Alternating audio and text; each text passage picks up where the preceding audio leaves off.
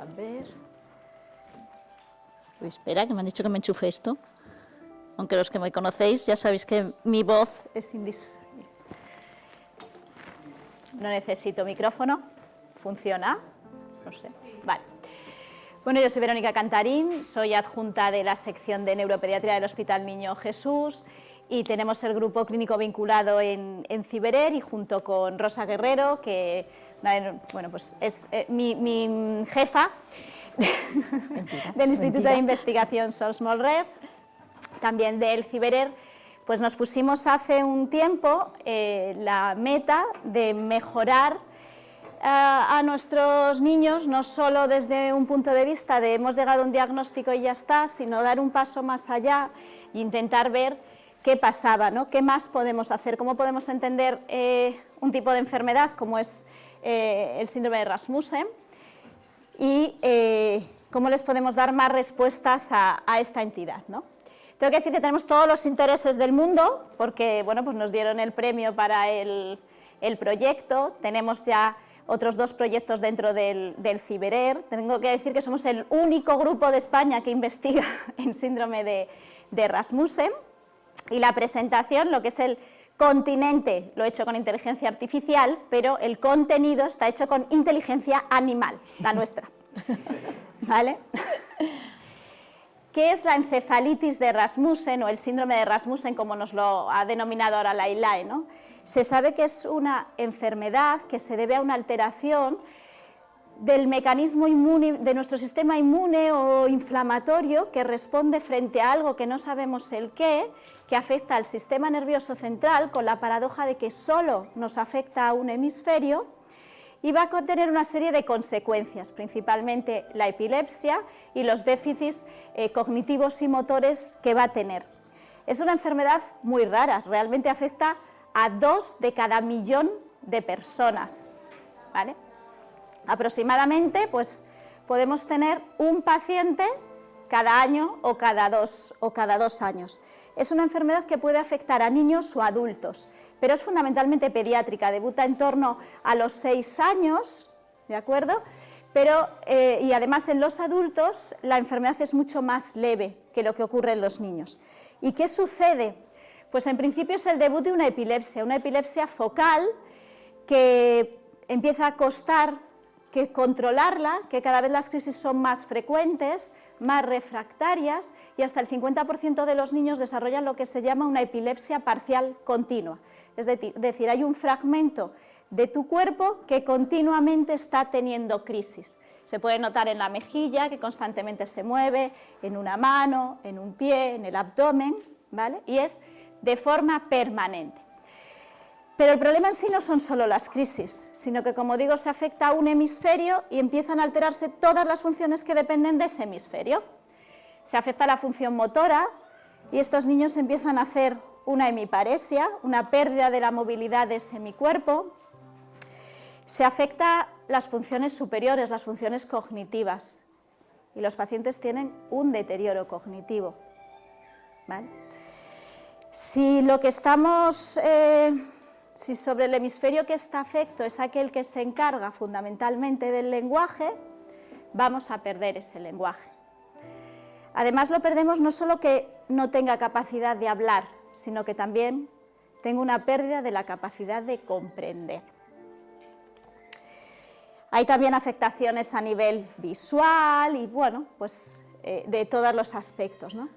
Aunque la enfermedad, a medida que pasa el tiempo, se van a estabilizar, el deterioro que se queda, las secuelas, van a permanecer a lo largo del tiempo y son secuelas muy incapacitantes. ¿Pero qué estamos viendo? Que a medida que sabemos más de esta enfermedad, empezamos a descubrir casos atípicos. Pacientes que debutan con un trastorno del movimiento y nunca tienen epilepsia, o pacientes que debutan con cuadros de hemiparesia solo y no tienen crisis. Bueno, pues se va abriendo ese abanico que, fenomenal porque hay casos más leves, pero que complican mucho realmente el entender cómo es la enfermedad. Y es que, ¿qué es lo que lo causa?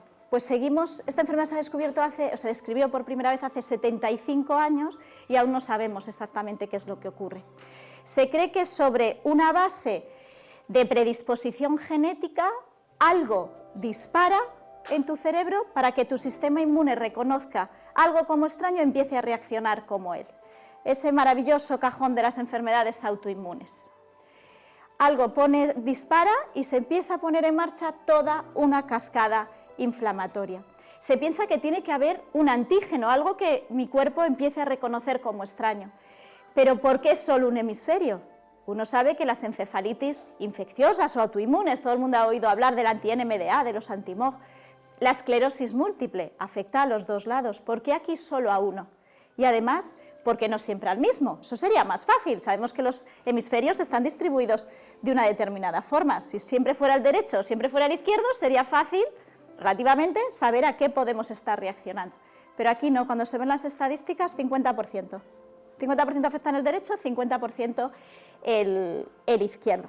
Además, es muy difícil estudiar esta enfermedad porque no se han conseguido modelos animales. Tenemos modelos animales de otros cuadros neurológicos, pero de esta no se puede. Solo hay unos japoneses que consiguieron encontrar un cerebro que anatomopatológicamente hablando se parecía, pero que afectaba a los dos hemisferios. O sea que eso también hace muy difícil que se puedan hacer investigaciones, ¿no?, con animales.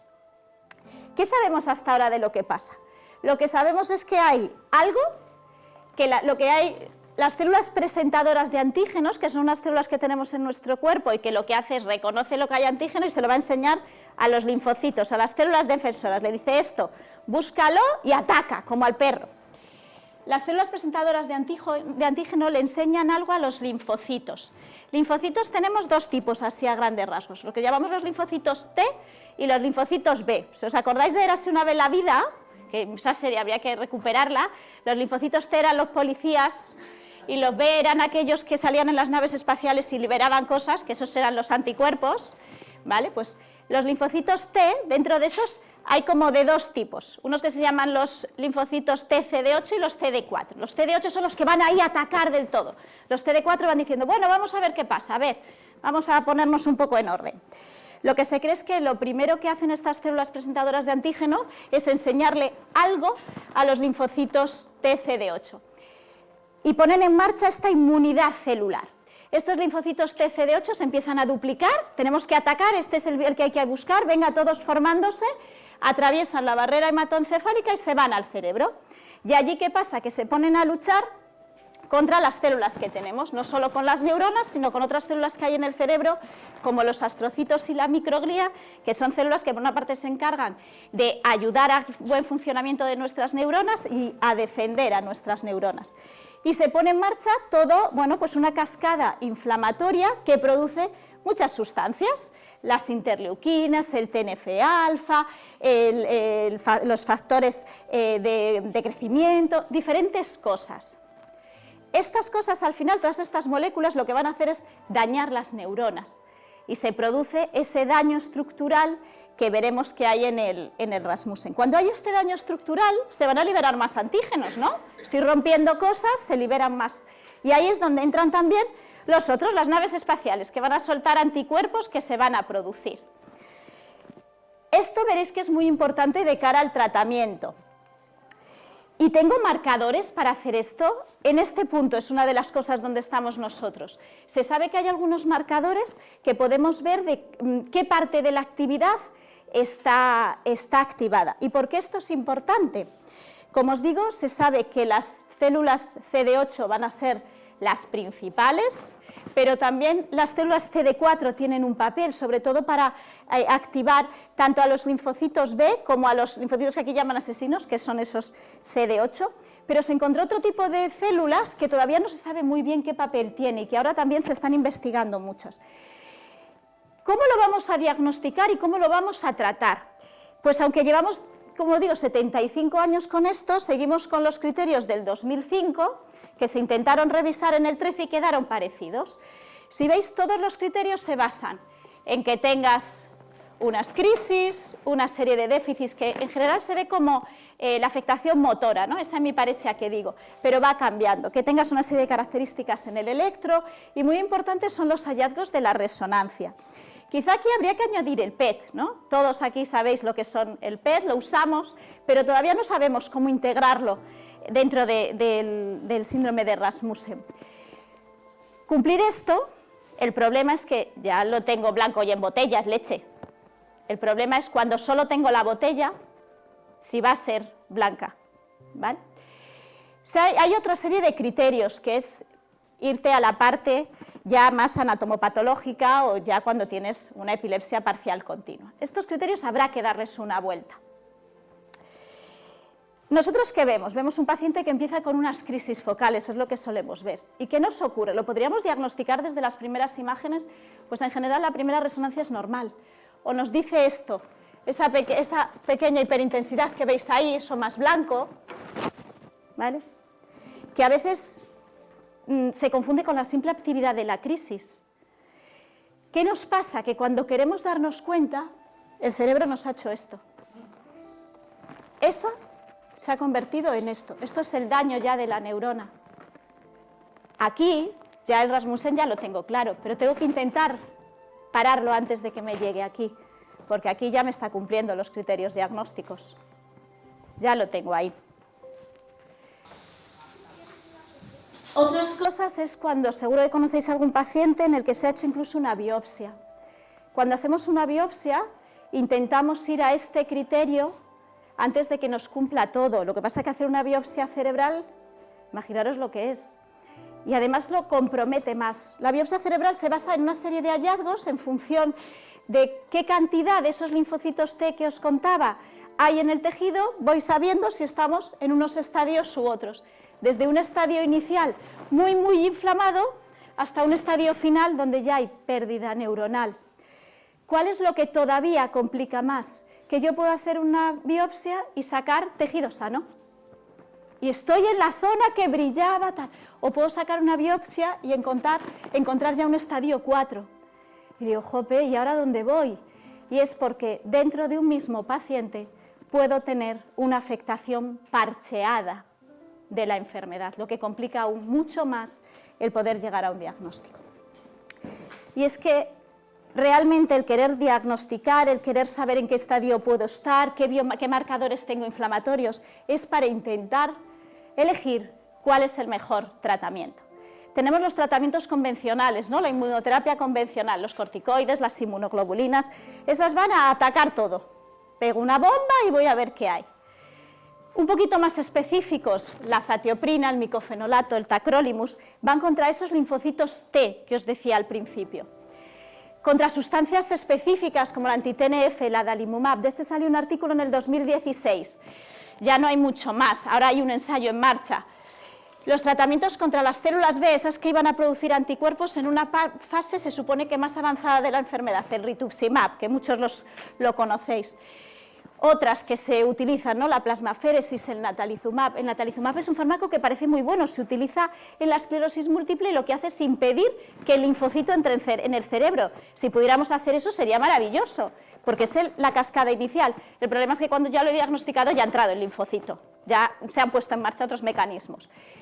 El anakinra o tocilizumab, que van contra otras moléculas inflamatorias. Y luego, pues lo único que realmente hoy hay, la hemisferectomía, porque son las resecciones parciales que se han hecho a veces en pacientes adultos, todavía hoy no tienen buenos resultados.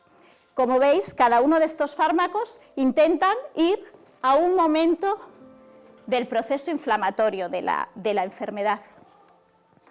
Y es que elegir cuál es el mejor tratamiento en un paciente cuando lo conocemos es muy difícil, es establecer una balanza de riesgo-beneficio y tratar de acercarte lo más posible al momento del estadio que tú crees que está y que va a tener el mejor fármaco. Porque si te vas a las guías, en la GARD del 22, te dice que de entrada cuando tú veas un paciente que tiene una enfermedad que está progresando, lo lleves a cirugía. Decidir una hemisferectomía es complicado, ¿vale? Y te dice, bueno, pues si no se puede operar o es que ves una cosa muy leve, ponle inmunoterapia. Esta es la guía, esto es lo que tendría que hacer, pero no podemos llevarlo a cabo. ¿vale? Una cosa es lo que yo ponga en un papel y otra cosa es cuando tengo al niño y a su familia ahí delante. Entonces, ¿por qué? Todo este rollo es para convenceros de por qué lo estudio. ¿Por qué llegamos a esto? Lo primero, porque necesitamos diagnosticar antes la enfermedad. Lo siguiente, necesito saber cuáles son, qué casos van a ir de una forma y de otra, en qué momento estás para elegir mejor un tratamiento, ¿vale?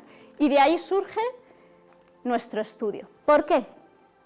Estos son dos casos reales, veis la atrofia que hay, ¿no? ¿Se ve bien? Son dos hemisferios izquierdos.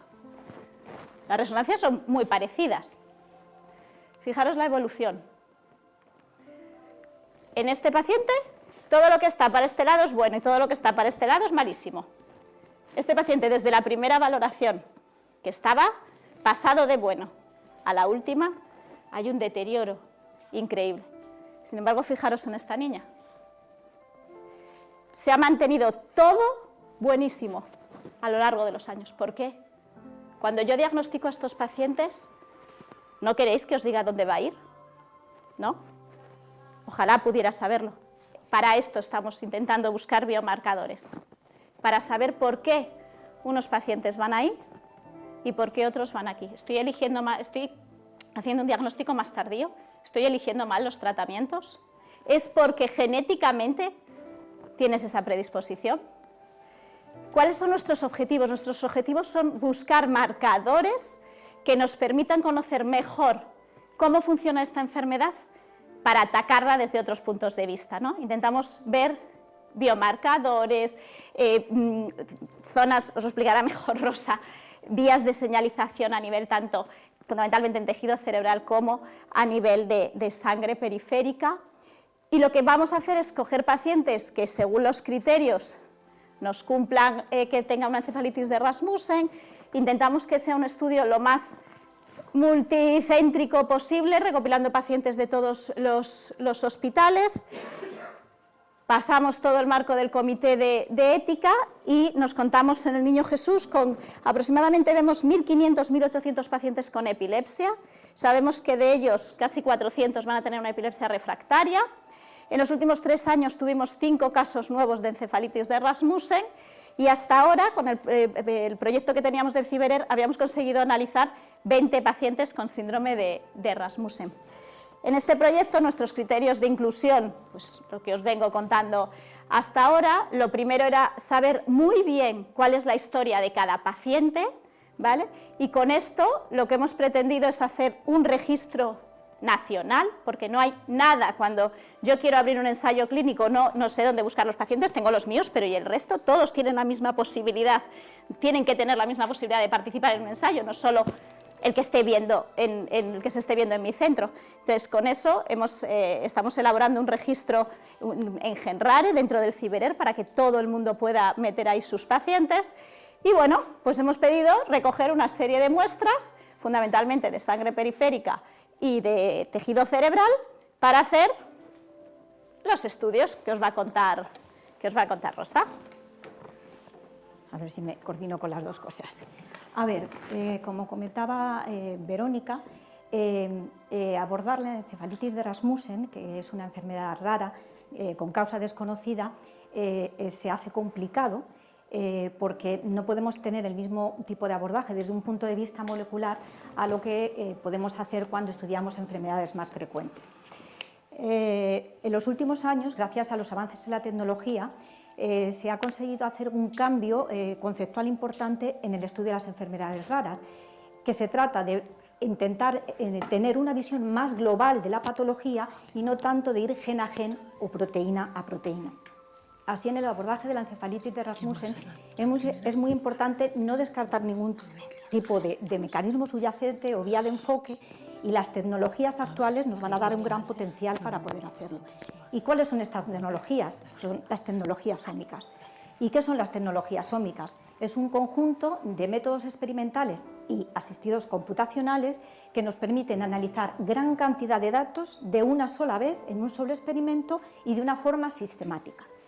Esto nos va a ayudar a tener una visión más global con cambios moleculares a nivel de células, tejidos o de órganos. Y esto al final nos va a dar una visión más integradora, más global de un sistema biológico. En el caso de la encefalitis de Rasmussen, este tipo de abordaje multimodal, pues de alguna forma tiene el potencial de ayudarnos a comprender mejor la patología y quizá abrir y potencialmente abrir nuevas vías para el diagnóstico, pronóstico y tratamiento personalizado. En este proyecto, concedido por la Asociación Guerreros Púrpura, vamos a utilizar 3 tipos de tecnologías ómicas. Intentaré explicarlo lo más fácil posible, pero hay palabras que no puedo, tengo que utilizarlas, o sea que siento en ese sentido. Entonces, en este caso vamos a utilizar 3 tipos de tecnologías ómicas. La proteómica, donde vamos a analizar, identificar y ver distribución de las proteínas en tejido cerebral. La lipidómica, para ver los análisis de los lípidos celulares y también su distribución espacial. Y la epigenómica, en la que vamos a ver si las modificaciones químicas que suceden nos van a producir cambios a la hora de activar o desactivar genes y alterar su expresión génica. Para un poco ver qué es lo que podemos encontrar o qué vamos a obtener cuando analicemos nuestras muestras, he puesto varios ejemplos que espero que sean visuales. En el caso del análisis del proteoma, es decir, de ese conjunto OMA, en este caso de proteínas, se utiliza la técnica MALI-MSI, que es una espectrometría de masas asistida por matriz y por imagen. En este caso, para este tipo de análisis contamos con colaboradores del IMIBIC de Córdoba. Lo que se trata es sobre las muestras de tejido cerebral, se aplica un láser, las moléculas se alteran, se activan, se desactivan y obtenemos un mapa molecular que tras análisis y estudios computacionales convertimos en algo más visual que sobre una muestra de un corte de tejido nos dice dónde están las proteínas y cómo están distribuidas. Por ejemplo, en este caso podemos ver cómo en color rojo y azul son 2 tipos de colágenos en una articulación de ratón de un modelo que modeliza la enfermedad de los huesos de cristal. En el caso de análisis del lipidoma, de esos lípidos celulares, vamos a utilizar el mismo tipo de aproximación y en este caso pongo como ejemplo 3 tipos de lípidos en un corte de tejido de cerebro de rata y cómo vemos su superposición. Y en el caso de esas modificaciones químicas que pueden activar o desactivar genes, hacemos un análisis del metiloma, esto es, patrones diferentes en la metilación. Y entonces podemos obtener mapas visuales como este, en el que vemos en las filas serían regiones cromosómicas y las columnas podemos ver que son muestras. Estas son controles y estas son de neonatos con sepsis. Y podemos ver diferentes grados de metilación en una misma región cromosómica dependiendo de si es control o tenemos una muestra con una patología. Todo esto nos hace tener un mapa detallado de cada muestra y nosotros vamos a comparar con unas muestras controles que son de displasias corticales y podemos ver esa diferente distribución de proteínas, lípidos o modificaciones químicas. Pero claro, esto da una cantidad de datos inmenso, que gracias a las tecnologías que decíamos actualmente y todos los sistemas computacionales que hay, pues nos va a dar un montón de genes, proteínas, biomoléculas alteradas que necesitamos de alguna manera, para tener esa visión integradora, ponerlas en un conjunto. Y para eso se crean modelos mecanísticos. En este caso, pongo un ejemplo de algo que ya tenemos en resultados preliminares, de una red funcional de genes alterados en la encefalitis de Rasmussen. Gracias al algoritmo IPATI hemos creado este modelo mecanístico en colaboración con la unidad de plataforma de medicina computacional de Sevilla. Y vemos cómo se asocian, dependiendo de las funciones por colores, tienen una función biológica diferente. Las alteraciones las comparamos con las muestras controles y vemos si podemos modificar, intentando buscar dianas terapéuticas, modificar ese tipo de red funcional para que determine una función biológica que está alterada y la vuelva a la normalidad. Esta investigación multimodal que pretendemos con la asociación del proyecto de la Asociación de Guerreros Púrpura, como ha contado Verónica, viene desde hace 3 años en esta línea de investigación y hemos hecho también una aproximación multimodal, pero con otras ómicas, en las muestras que tenemos de los pacientes con encefalitis de Rasmussen.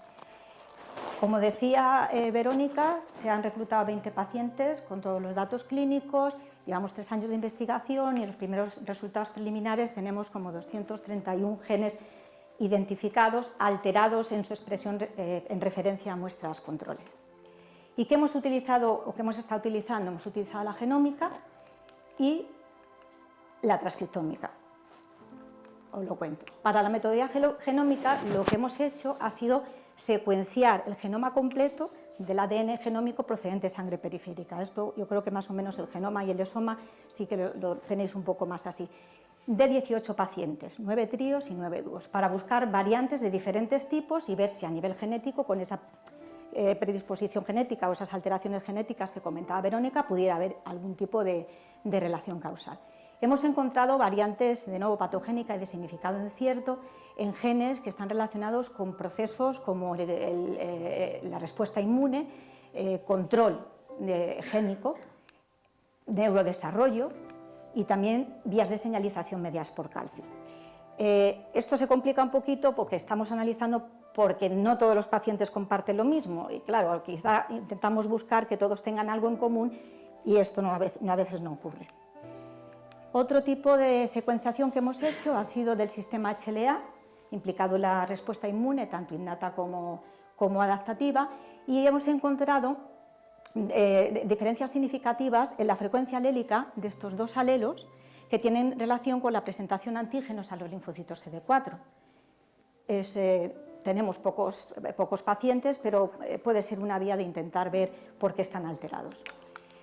En el análisis de transcriptómico, que se hace por una técnica llamada de RNA-seq, lo que buscamos es ver la expresión de esos genes, los RNAs, un conjunto de RNAs totales.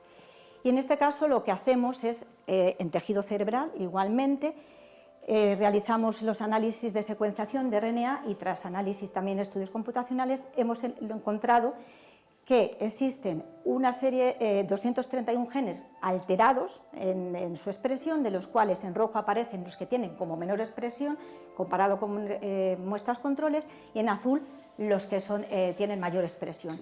Si esto lo visualizamos de otra manera en un mapa de colores, donde en cada fila tenemos un gen y en las columnas las muestras o de Rasmussen o las que hemos considerado controles, podemos ver cómo a nivel de un mismo gen el patrón que tiene de expresión es diferente dependiendo de las muestras de encefalitis de Rasmussen o de las controles. Luego, de alguna manera es más visual y podemos ver que algo está pasando que está diferencialmente regulado en comparación. Y podemos con estos datos hacer enriquecimiento funcional, que lo que se trata es de ver, bien, todos estos genes están relacionados, uno es de aquí, otro es de allá, todos van por una misma ruta, por una misma vía sobre la que podamos incidir y para eso se hace el enriquecimiento funcional. Y en el caso de los estudios preliminares que tenemos de Rasmussen hemos visto que los genes con mayor expresión están relacionados con la respuesta inmune y con la presentación de antígenos a linfocitos y toda la activación y cascada también y la inflamación. Y en el caso de los genes que tienen menos regulación tienen que ver con la transmisión sináptica y sobre todo con la vía de señalización a través del receptor de glutamato, que es una buena vía a lo mejor de poder actuar. También hemos construido modelos mecanísticos como el que aparece aquí y hemos encontrado que hay 79 categorías funcionales, es decir, digamos que 79 vías que pueden estar alteradas, en las que los circuitos, como podéis ver aquí, están relacionados con inflamación, regulación del sistema inmune, desarrollo embrionario y regulación de la plasticidad neuronal y neurogénesis. Y como modelo tenemos esta red de interacción de los genes que termina en un nodo funcional que está relacionado con la neurogénesis, que en este caso nos está diciendo que parece que está alterado y con menor expresión que en el caso de las muestras controles. También podemos utilizar otras herramientas y en este caso podemos ver la red funcional y las interacciones entre los genes que tienen que ver con el receptor del glutamato. Por tanto, este tipo de abordajes es una visión más global, también más complicada porque manejamos mucha cantidad de datos, pero quizá nos dé un poco más una vía directa para poder incidir y poder ver, identificar biomoléculas para ver dianas terapéuticas y poder un poco tener diagnóstico, pronóstico y medicina personalizada. ¿Qué es lo que esperamos encontrar? Ese diagnóstico precoz para desarrollar esos biomarcadores y tener un poco, reduciendo los retrasos y mejorando el pronóstico, y también lo que he comentado de las dianas terapéuticas. Por tanto, como es una entidad rara pediátrica y estamos viendo que hay mucha discrepancia evolutiva entre pacientes, pues este conjunto de integración, ¿no? Esa visión integradora global de los datos clínicos y todas las aproximaciones ómicas que hemos realizado o que vamos a realizar en este proyecto, pues creo que nos podrán abrir nuevas vías para poder abordar y comprender más esta enfermedad y poder ayudar a los pacientes. Y bueno, estos son todos los colaboradores que han estado en el proyecto anterior y de ahora, y muchas gracias a la Asociación Guerreros Púrpura de nuevo por la concesión del proyecto, y gracias a vosotros por escucharnos.